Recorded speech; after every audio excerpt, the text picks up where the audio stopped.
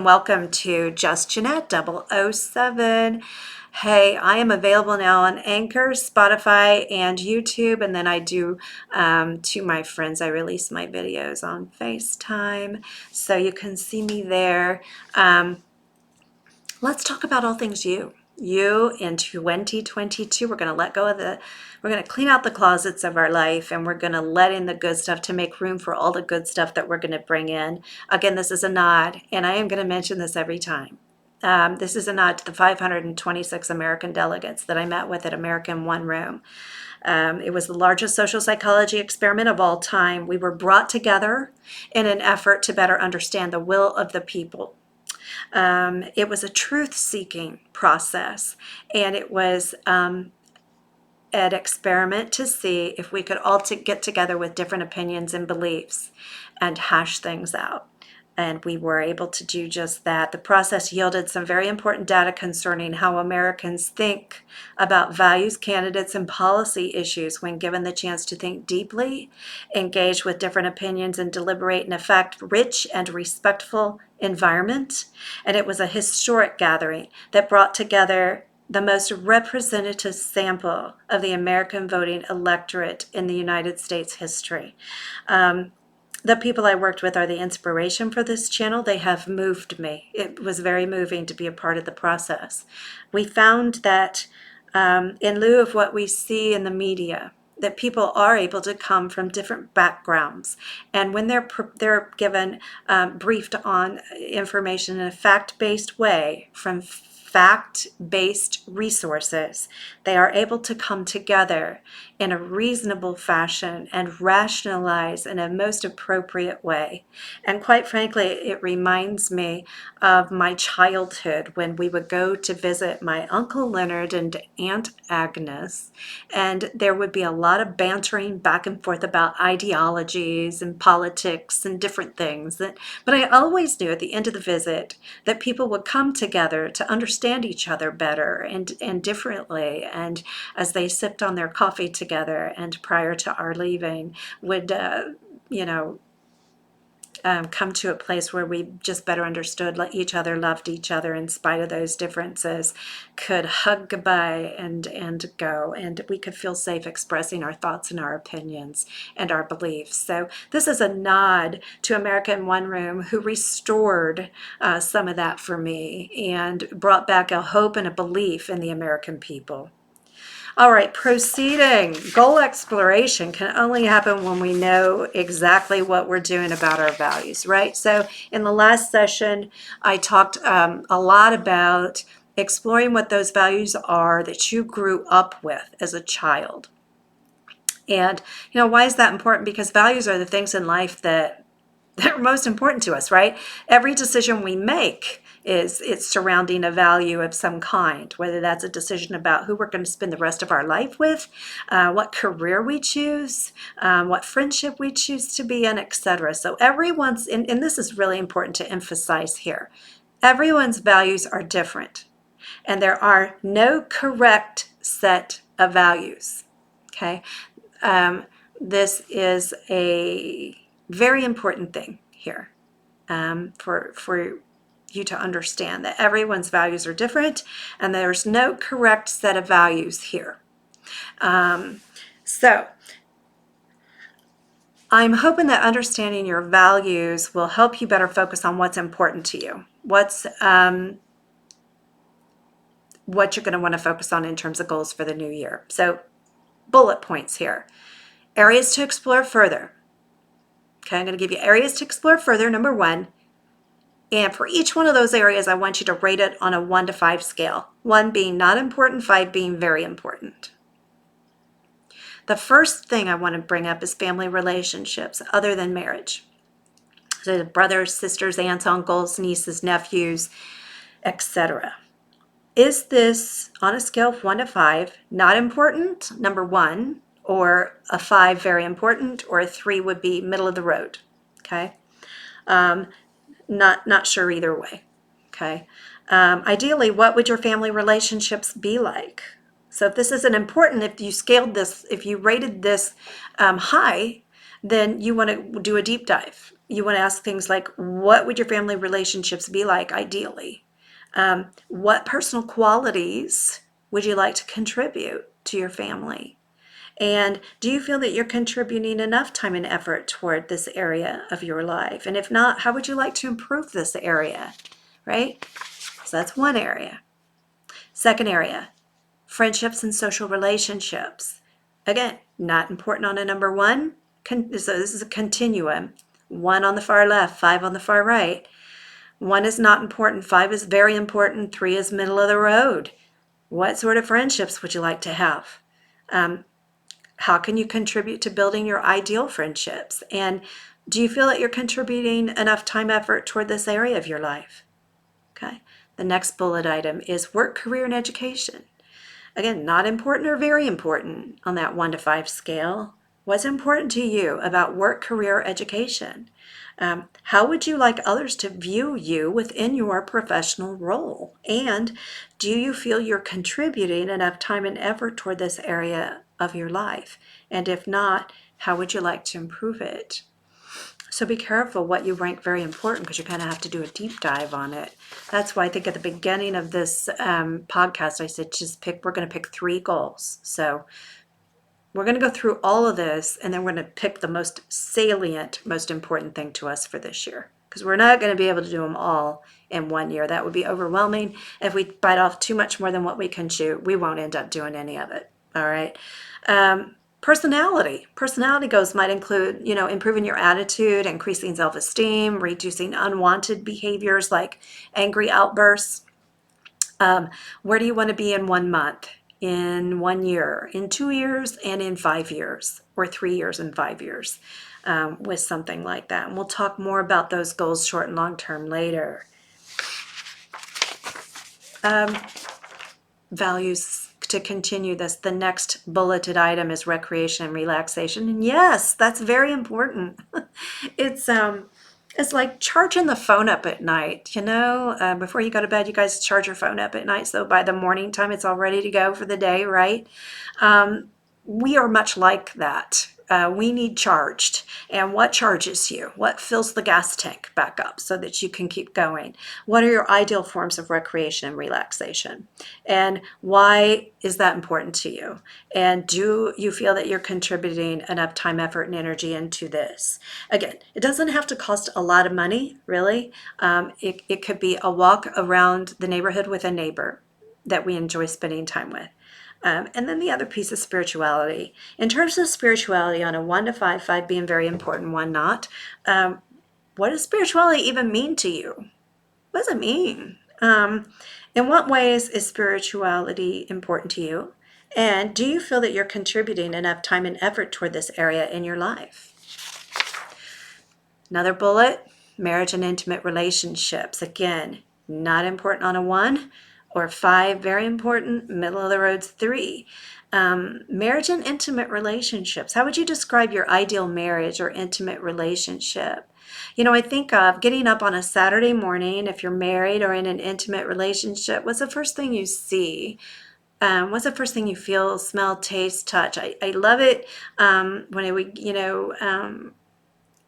would get up in the morning, and I would smell coffee brewing, and I could hear it brewing, and I could slide into my soft slippers and throw on my cozy robe and go downstairs, and the kids would be watching television, and my former husband would have this cup of coffee ready for me, ready to go, and it was just lovely. It was the first thing I tasted. It was lovely.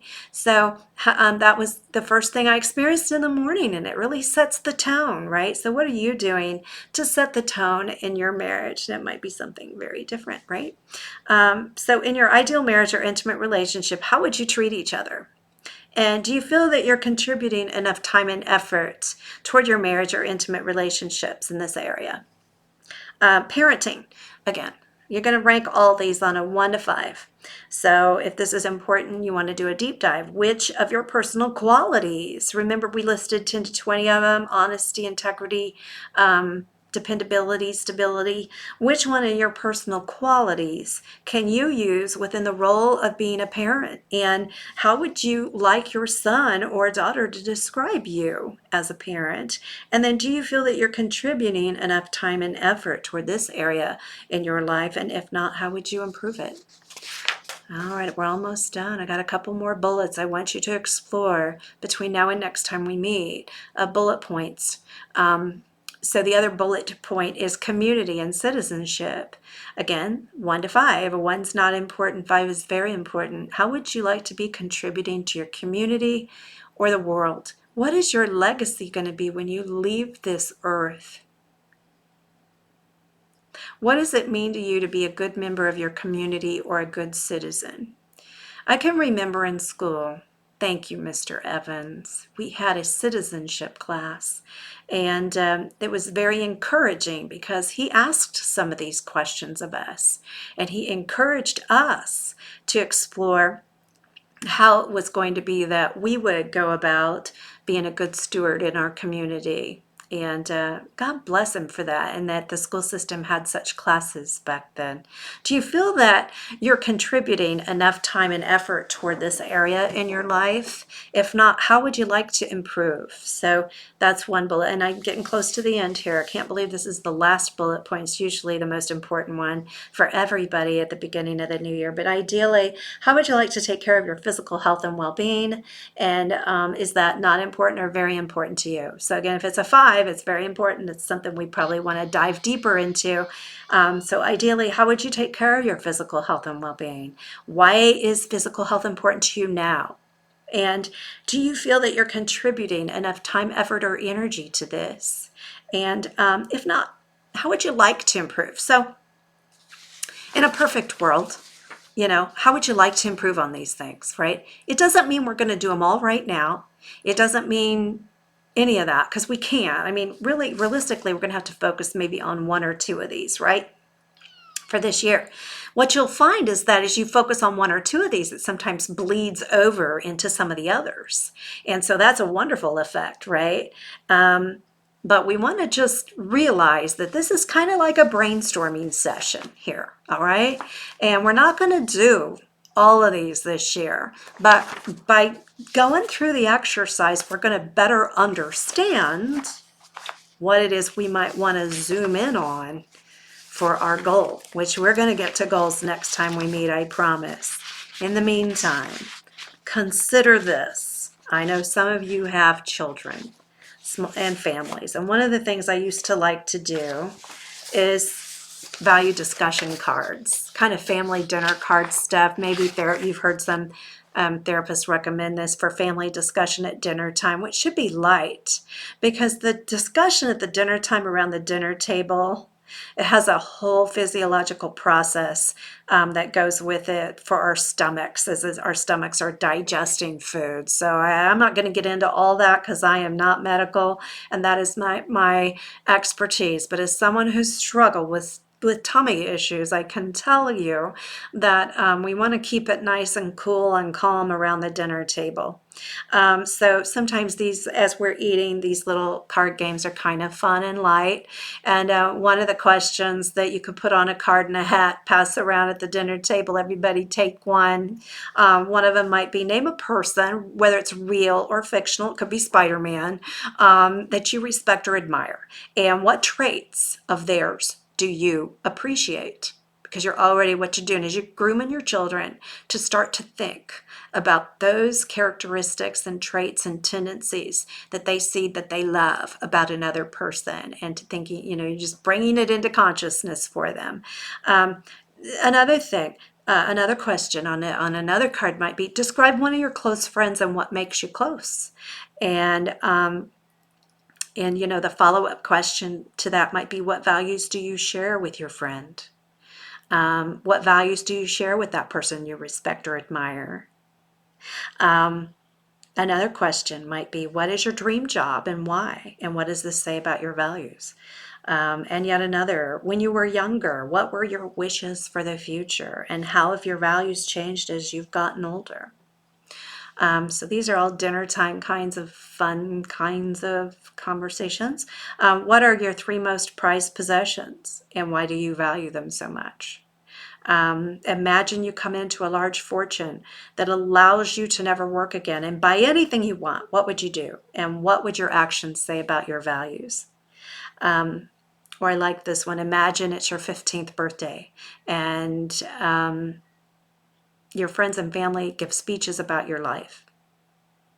Or no, sorry, imagine it's your birthday 15 years from now, right? So I would only be 30, right? Your friends and family give speeches about your life. What do you think they would say? And which of your values are recognized in their speeches? The other thing is another great question, describe what you would do on an ideal day. And how does this compare with a typical day? And follow-up question to that might be, which typical daily activities reflect your values and which don't? So these are all great dinner time kinds of question cards to pass around. I especially think the kids love the one about name a person, real or fictional, that you respect or admire, and what traits do they have that you appreciate, and in what ways do you want to be like them, and in what ways do you think what do you think about this person's values? That's kind of a fun question, and also gets them exploring their own value system and reminding them of who they are. All right, so next time we meet, we're going to get into the SMART goal piece of this. We're going to start talking more about SMART goals. Again, SMART is a mnemonic, which means the S in the word SMART means specific, the M means measurable, the A stands for attainable, and the R realistic, the T time bound. What does that mean? Specific means knowing what you will do and how. M for measurable, obviously, having a precise way to measure this. And then attainable, being able to visualize your path. And realistic means being able to visualize the results. Time bound, having a timeline for this achievement. So again, we're going to go over that much more depth next week, so you can start having your goals written and ready to go hopefully by the end of this next couple of weeks. I'm not going to stop recording until I've gone through everything you need to know about how to set a good goal. And I am very much enjoying moving forward into this new year with you. Send me all your comments, questions, concerns. If there's anything I've left out or you're wondering about, please send me that. Something you'd like to see done differently, something you'd like to see more of, less of, please let me know that. I'm only as good as the feedback I get. And also, if there's something you'd like to see me cover going forward this year that I haven't spoken much about, please let me know what that might be. Again, I'm at justjeanette007@gmail.com. I look at all of my emails quite thoughtfully and carefully, and they do mean a lot to me to get your feedback. This community is only going to be as good as you and your feedback. This is your time. This is your podcast, so let's make the most of it. All right, everybody, have a wonderful day. Have a wonderful week, and I will be seeing you soon. Hopefully within the next week, I'll be putting out another podcast on goals. Take care and Happy New Year.